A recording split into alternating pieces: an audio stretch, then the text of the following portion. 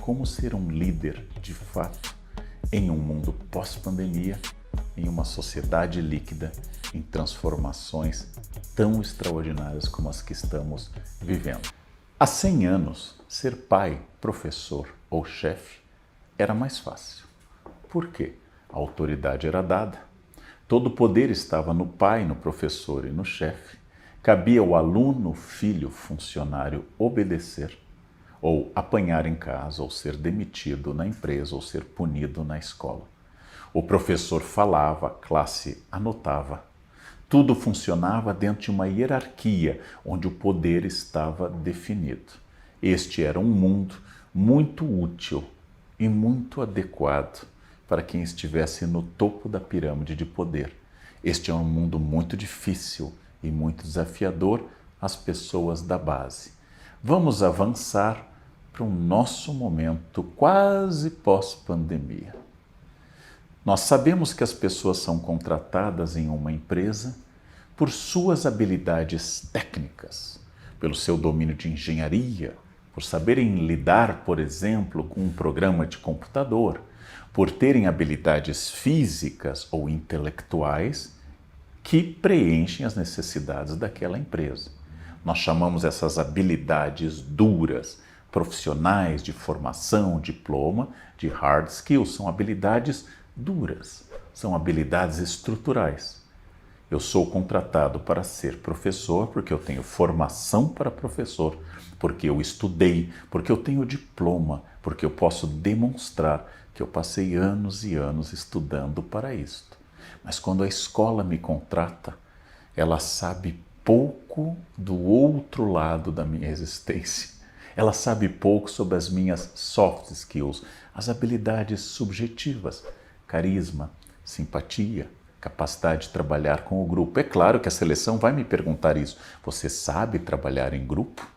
A seleção vai me perguntar qual o meu maior defeito, mas as respostas previstas para um processo seletivo, por mais que ele seja bom, não revelam aquilo que só aparece ao longo dos meses e anos de trabalho. Fulano é um engenheiro extraordinário. Aquela é uma médica de ponta formada na melhor universidade, com uma habilidade cirúrgica extraordinária. Este é um professor impressionante, mas grosseiro, arrogante, invasivo do espaço alheio, tóxico nas relações com os colegas, quando não preconceituoso. Surgem as chamadas soft skills e a ideia que você conhece, que nós somos contratados pelo currículo e demitidos pelo comportamento. É raro alguém ser demitido porque no currículo diz que tinha um curso de 360 horas e é constatado que o curso foi só de 320 horas. É raro isso ocorrer. O mais comum é grosseria, insubordinação e assim por diante. Mas a questão fica mais complicada porque no mundo pós-pandemia cresce uma tendência a uma grande renúncia dos empregos. Nós já notamos esses dados nos Estados Unidos e no Brasil.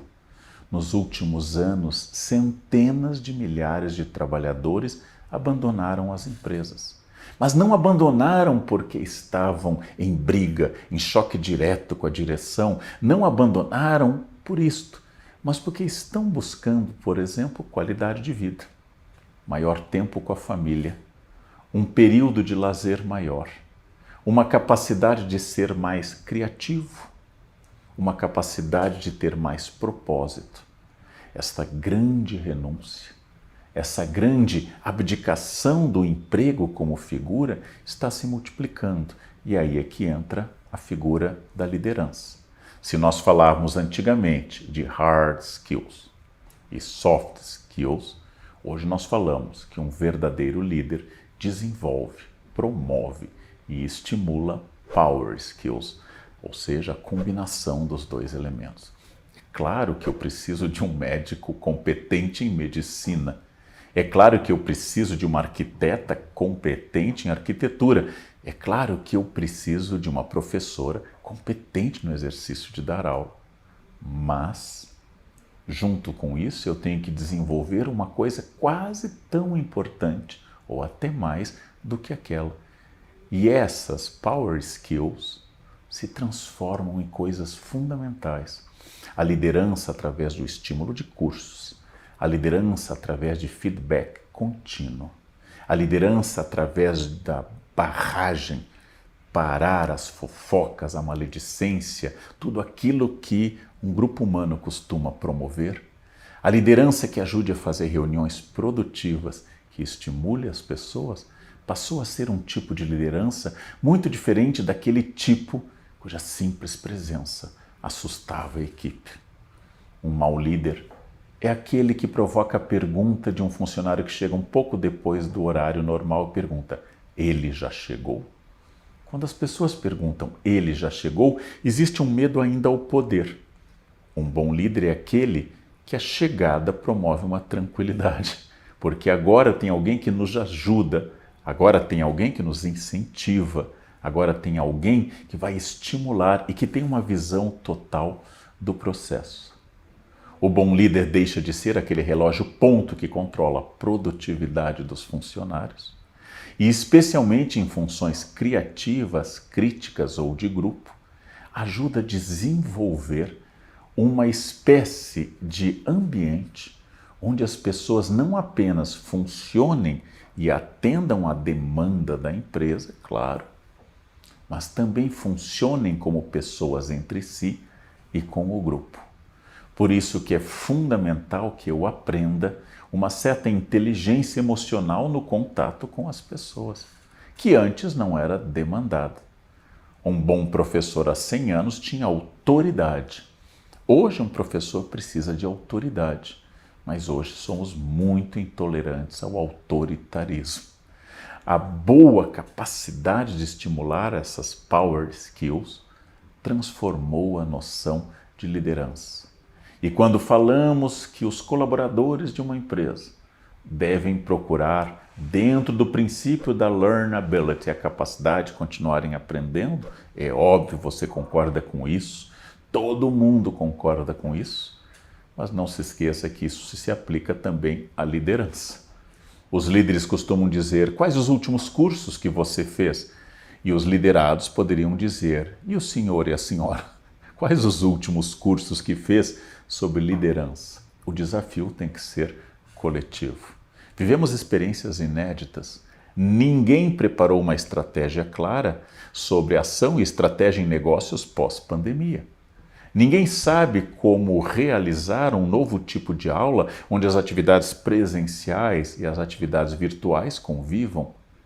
Ninguém sabe como será o futuro de uma medicina em que a anamnese médica, a entrevista para o levantamento dos dados do paciente, pode ser feita agora virtualmente.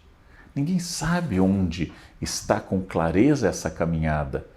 Quanto mais eu pensar nisso, me atualizar, quanto mais eu aceitar o desafio dessas questões, quanto mais eu entender que a obrigação para manter talentos na empresa não é mais apenas a boa vontade dos contratados, mas a sinergia entre contratados e contratantes, quanto mais eu constituir laços que representem um desafio coletivo e estratégico, mais eu me aproximo de um modelo de liderança que supere a noção autoritária, centralizadora, muitas vezes violenta, do poder no passado. Ser líder hoje é mais difícil do que há 100 anos.